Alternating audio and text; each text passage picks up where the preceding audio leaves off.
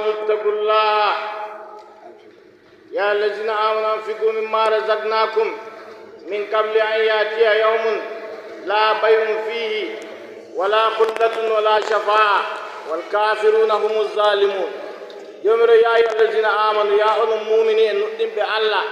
بالنبي محمد صلى الله عليه وسلم أنفقوا يومر ينيمني من قبل يسوع أن يأتي يوم daga nyalande wonde waray la bay'un fihi wala coggunde ɗum fiɓata nyalande may ɗum fiɓa kano daga duniya. yawwa ta yi soggu fiɓake ni to ɗum fiɓino ɗum daga duniya, to ɗum wari lahira sai ɗum jaɓa ceede majum tan ɗum jaɓa aljanna. yawwa jomiro kule Allah nyamne jawdi daga nyalande nden ɗon nde warayi de soggu goɗɗum fiɓatako nder ñalomare may. yawwa la bay'un fihi soggu wala nder maare, wala kullatun wala belayɗo goɗɗo hosata goɗɗo giɗo ñande may, wala shafa'a wala ceeto ɗum jogoto ñande may. jomire wal kafiruna ayi heferɓe humu zalimun kamɓe wiyete azzalumi en toñiɓe koye mu'en. allah rene na الله لا إله إلا هو الحي القيوم لا تأخذه سنة ولا نوم له ما في السماوات وما في الأرض من ذا الذي يشفع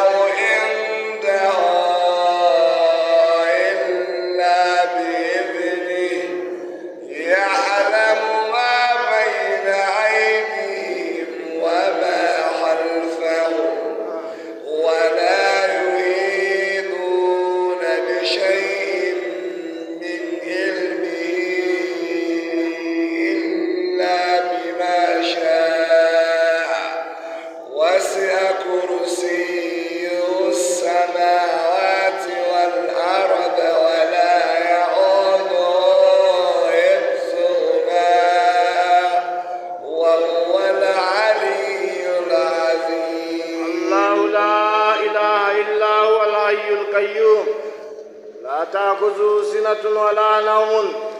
له ما في السماوات وما في الأرض من ذا الذي يشفع عنده إلا بإذنه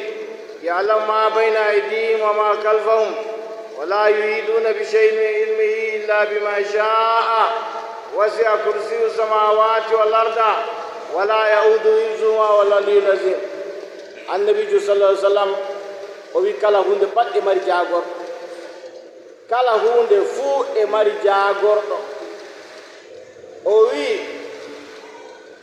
jaagorɗo lebbi lewru ramadan, jaagorɗo ñalowmaje ñalowmare jum'are. en faami ko? yawwa jaagorɗo defte alqur'anu, jaagorɗo qur'anu surawol bagara, jaagorɗo surawol bagara ayatal kursi, jaagorɗo annabo en min annabijo muhammadu sallallahu alaihi wasallam. o wi kala hunde pat e mari jaagorɗo, ko ɗum e mari jaagorɗo. jaagorɗo defte alqur'an, jaagorɗo alqur'an surawol bagara, jaagorɗo surawol bagara ayatal kursi. to kañum jomiro allahu jomiro la ilaha illa huwa deweteɗo e gonga wala se allah feere maako. alhayyu geeto on ɗon mo mayata. kala yonki ko luuti yonki jomiro pat ɗum meeɗay mayde, amma banda yonki jomiro. wa yuhazzirukumullahu nafsahu, allah ɗon hulnira on be yonki maako. yonki allah mayata. ayatul mawti kala yonki fu meeɗay waade amma banda nafsullahi banda yonki jomirawo abadan. to jomirawo kanko wiyete alhayyu geeto mo ngeendam mum duumiɗan ha abada ha foroyi wala waade. jomirawo la ta'khudhu sinatun ɗoyɗi nangata jomirawo ŋoŋol ŋoŋuki nangata jomirawo wala nawmu accu ɗoygol ko ŋoŋugo nangata Allah. joni de ɓiɓɓe adama ɗum kuje tampuɗe an yotta giya ɗum waɗa accident direba to waali ɗanaki ni to ƴeeni steri sey yofa lawol yiya waɗo accident. amma Allah ŋoŋugo ma nangatamo accuɗoygol. la ta'khudhuhu sinatun ŋoŋugo nangata jomirawo wala nawmun accuɗoygol. lahu wodani jomirawo ma fi samawati ɗum ko woni nder asamanji wa ma fil ardi be ko woni nder leddi ɗum pat milkan wa kalqan wa abidan ɗum maral jomirawo ɗum tagdi jomirawo ɗum jeyaɓe Allah bo ɗum pat milkan wa kalqan wa abidan ɗum maral jomirawo ɗum tagdi jomirawo ɗum jeyaɓe Allah bo. lahu ma fi samawati ma fil ardi wodanimo ɗum ko woni nder asama be leddi. jomirawo man zallazi yashfau ummoye ceetoto indahu hero jomirawo illa bi izni tona be izni Allah wala mo ceetoto sey be izni Allah. annabo en ceetoto surol bakara ceetoto suratu ali imrana ceetoto yawwa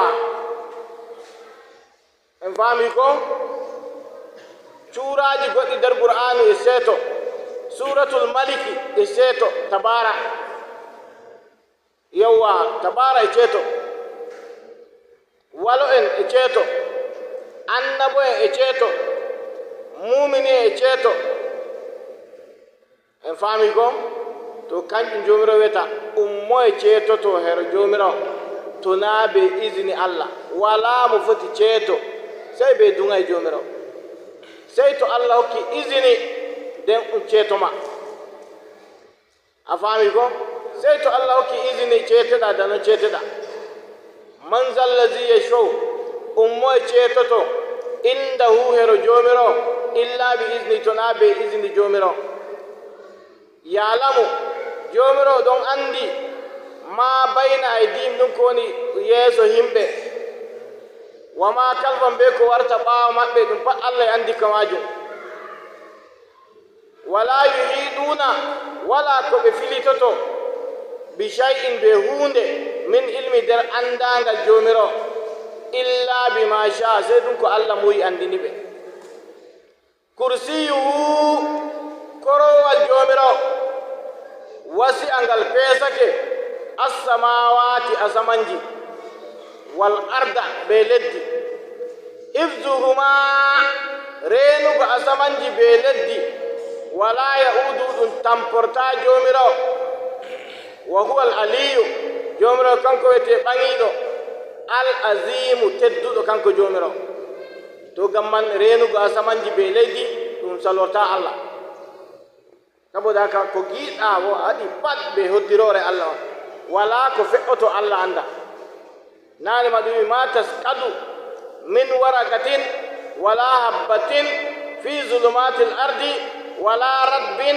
wala yabisin illa fi kitabin mubin. wala ko yanata yiggo e haako ko fuɗata yiggo e gabbel nder ñibre leddi a faami ko keccum ko jorɗum ɗum pat sey ɗum ɗo windi nder deftere nde bayanu lawhul mahfus e ɗum windi. saboda haka ko giiɗa waɗi pat Allah e andi ka majum wala ko fe'oto Allah anda ka majum ɗum wala hunde ma nde wala. kanjum ɓe mbi to ɗum hoosayno ladde joweeɗiɗi be kursiyu ɗum huɓo dow al arshi bana to ɗum hoosi 10 franc ɗum huɓake nder ladde. woodi ko ladde andi ɗum hoosa ko woni e duniya ɗo pat be kursigo ɗum huɓo dow al arshi bana kuɓoɗa 10 franc nder ladde. woodi ko ladde maati nonnon to ɗum hoosayno ko woni dow al arshi may ɗum pat ɗum huɓo dow kursiyu kanƴum ma ba kuɓoɗa 10 franc nder ladde. to kanko joomirawo kanko wiyete ɓaŋiiɗo a janngingol Allah reenete na an tan haa ɓe gure keddiraaɓe ma fa Allah reenayo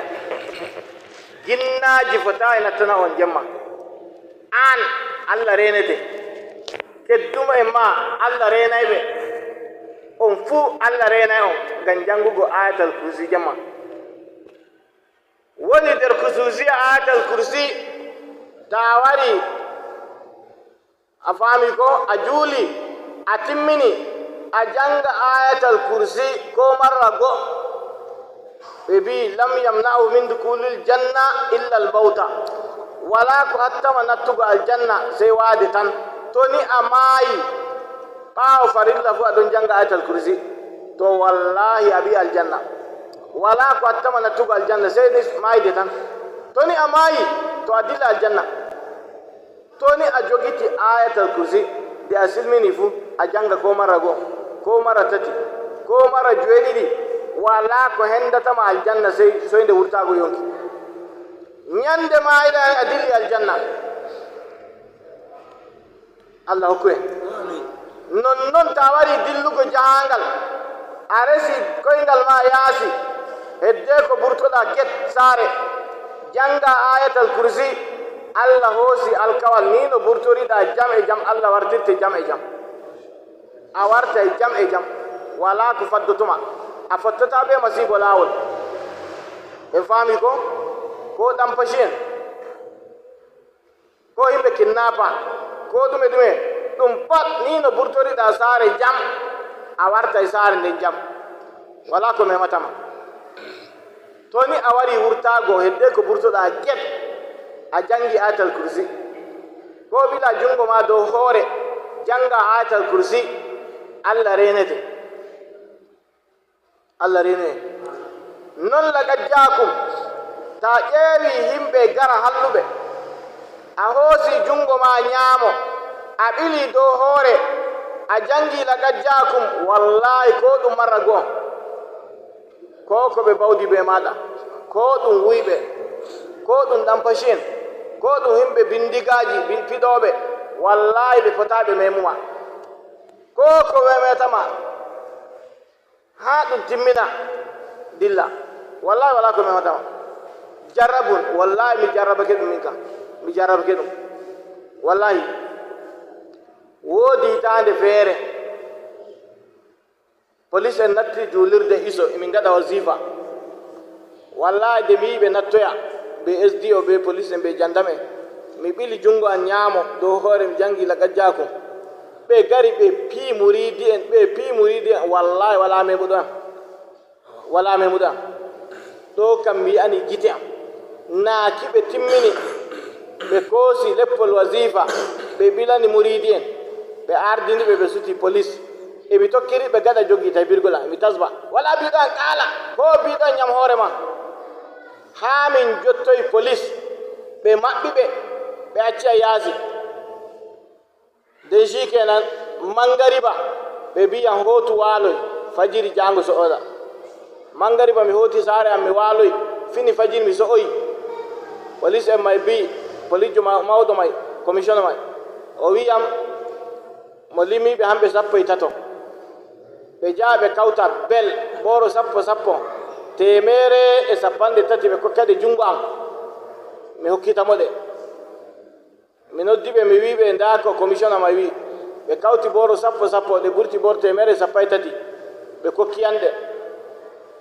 mi wimo to ɓe kokkiyan seede ma mo wiyan to mo wara ha saare mo jaɓa ɗe mo hoosoyi mota ma ko wari ha saare am mo natti min kinniri mi itti ɓooro 13 mi hokkimo moyti boro sappo mo kiyam moyto ndagedal ma amma no ɓe jano ɓe fiya himɓe fa amma min wallahi de mi ɓili jungo an dow hoore mi jangi laga jakum wallahi wala biɗo a ñaama hoore ma ragare fu ɓe ceede ɓe sahiya derɗeɗen boro temere sappo tati may position ma sahiyan boro sappo to yaka nafina to non ayatal kursi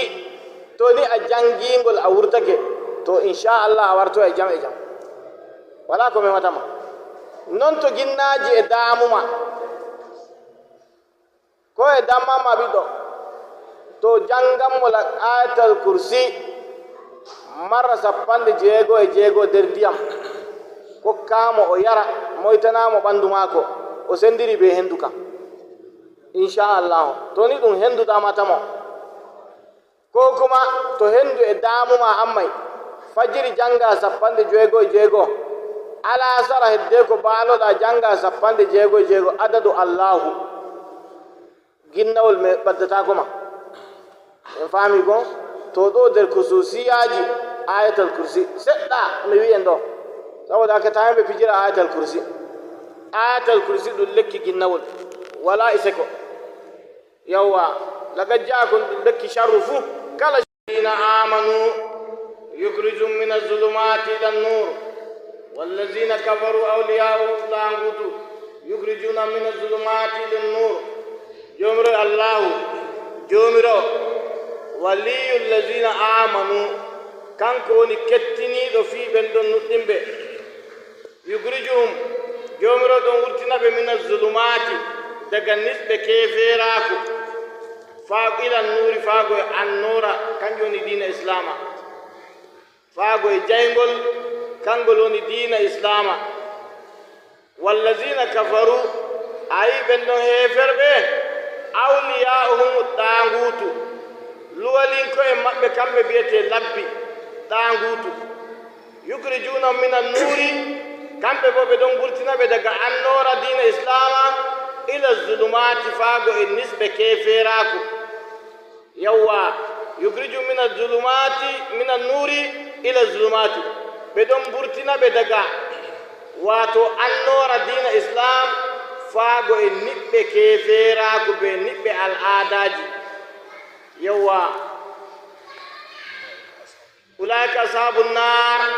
jomro irin be hambe wete himbe yite hum fiha khalidun den to ɓe nasti yite goo ɓe duumoto nder maange haa foroy wala wurtaago saboda haka ko moye maayi ɓe kefero to natti yite nomo duumoto ha abada allah reene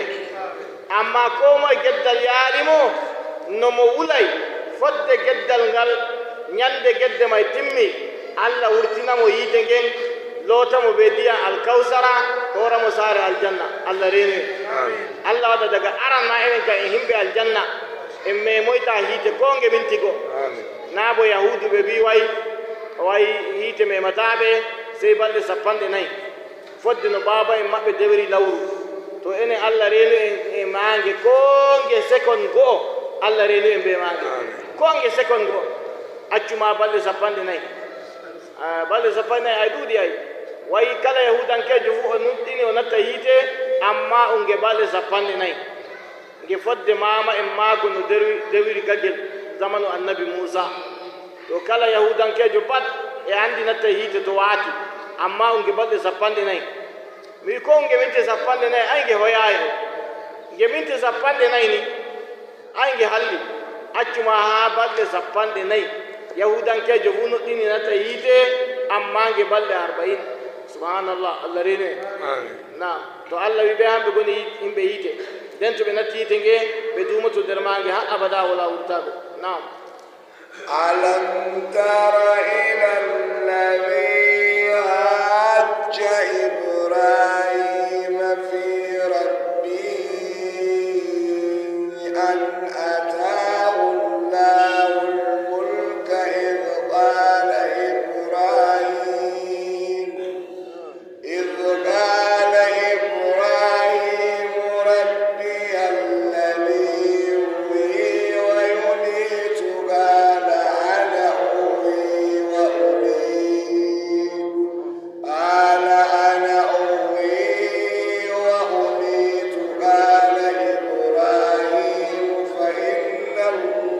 الله يأتي بالشمس من المشرق فإن الله يأتي بالشمس من المشرق فأت بها من المغرب فبهت الذي كفر والله لا يهدي القوم الظالمين.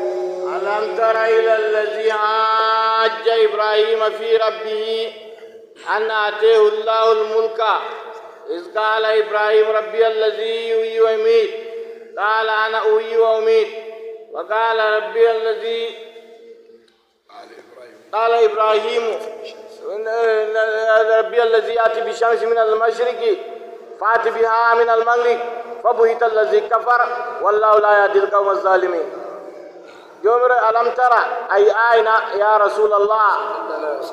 يا نلاد الله وكذا وزرت بتني إلى الذي حاج إبراهيم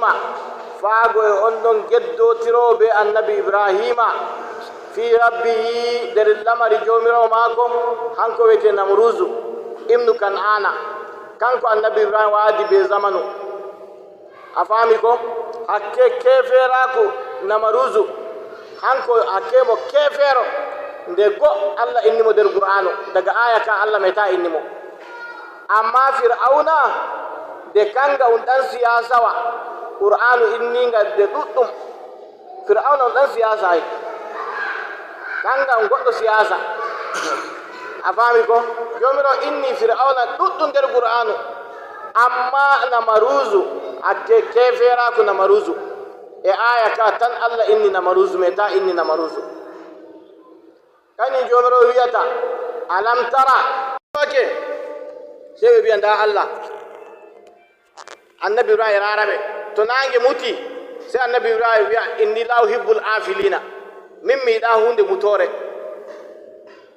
de ko de bangi mo wi haza rabbi den kan da jomiro de ko de birnoyi mo wi hanko o soɓitake daga ɗum ko ɓe dewata pat mo husiti fatara lillazi fatara samawati wal ardi on noon taguɗo asamanji be leydi Allah kenan to shi kenan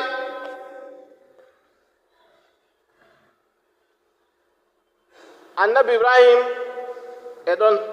e mauna to shi kenan sai ha mo mauni de mo mauni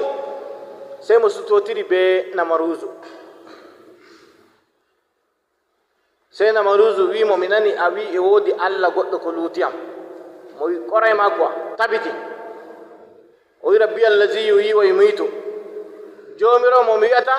hanko yeɗinta hanko maynata sai namaruzu nga wi ana uhyi wa umitu ay min yeɗinta min maynata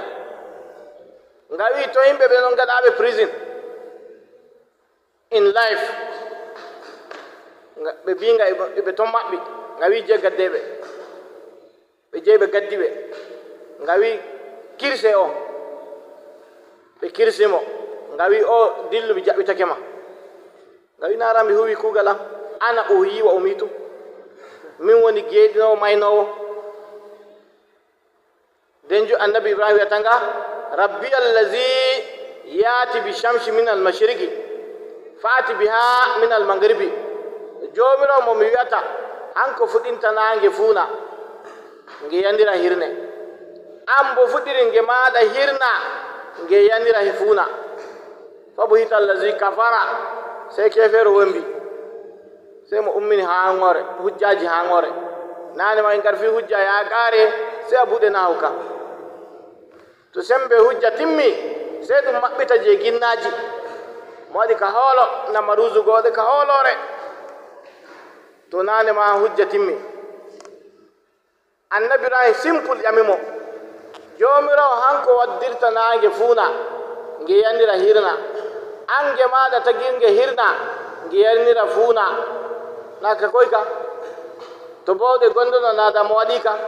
to amma de bawɗe gala sai mo ummini hoolo habu ida allazi kafara wallahu la yahdi alqawma zalimin Allah handi tatahim bi azzalimin tonyo tobe Allah reno to ni annabi Ibrahim wadi be na maruzu o winga Allah hanko yedin tan ko maynata gawi kugal an wonno gawi to yimbe non na mabbabe prison be jaabe gaddi gawi hirsa goto be kirsimo gawi goto mi sallama kema dillu annabi Ibrahim ka hijayi jomro hanko fudinta nange funa giyanira hirna an fudin gema hirna giyanira funa de wi gonga non se nga ummini holore nga wembi tan wadi ka halallaji subhanallah Allah rene na'am qariyatun wa yaqawiyatun ala urusha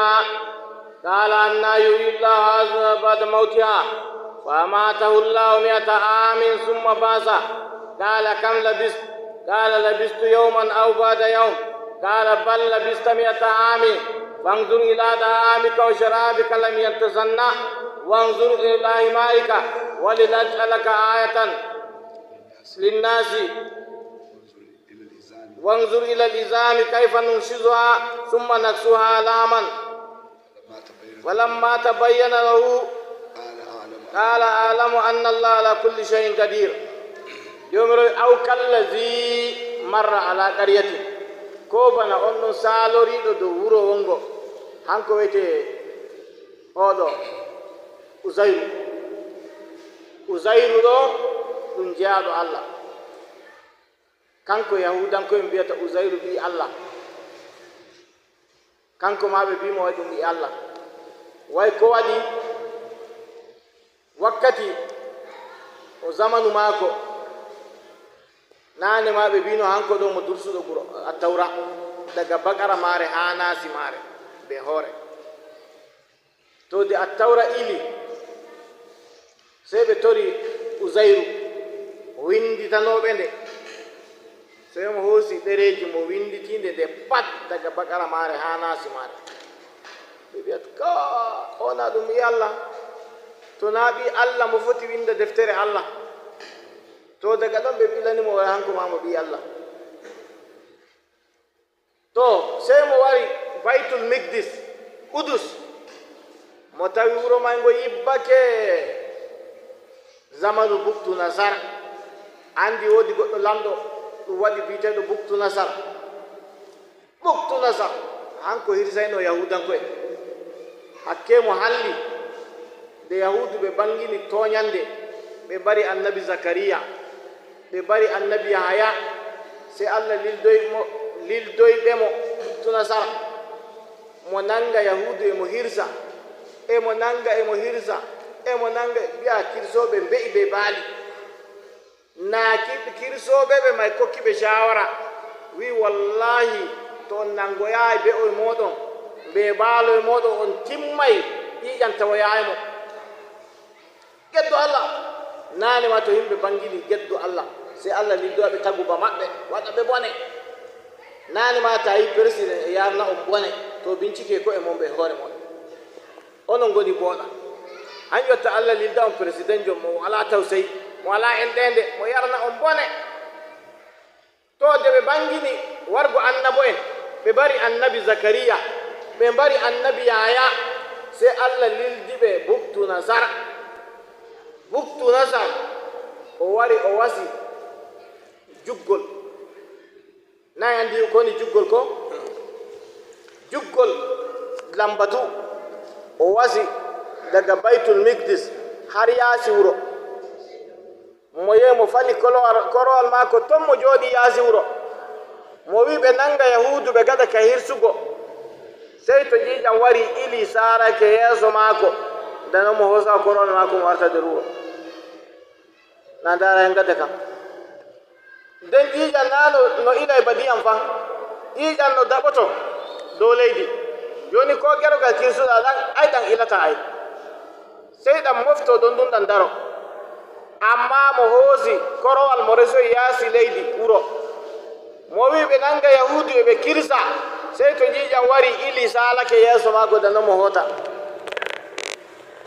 e ɓe nanga yahudu e ɓe kirsa kirsoɓe ɓen kokkiɓe shawara wi wallahi to na langoyɗon be oye moɗon be baaloye moɗon be nayi moɗon be ɓoosawoye moɗon on timma e ƴiiƴan tawa yaymo je nangue be'oy baaloy ngaduhoy ɓoosahoy gaddon nan ko ƴiiƴan moyɗi ko mo feeroytira o ƴiiƴan ɗumena nan ko ƴiiƴan tan moyɗi saalo yeeso makko ko to nangoye ɗum gaɗen ka hirsugo to nano on timma ƴiiƴan tawa yaymo nden fa ɓe je ɓe nangi gaduji maɓɓe ɓoosaji maɓɓe en faami ko paatuji maɓɓe a faami ko dabbaji maɓɓe ɓe gaɗi ka waddugo e ɗum hirsa buktu nasare toon jooɗi gaɗa wuro na ki ƴiiƴan yaali saali bo buktu nasare osoy ko rol warti nara bone kam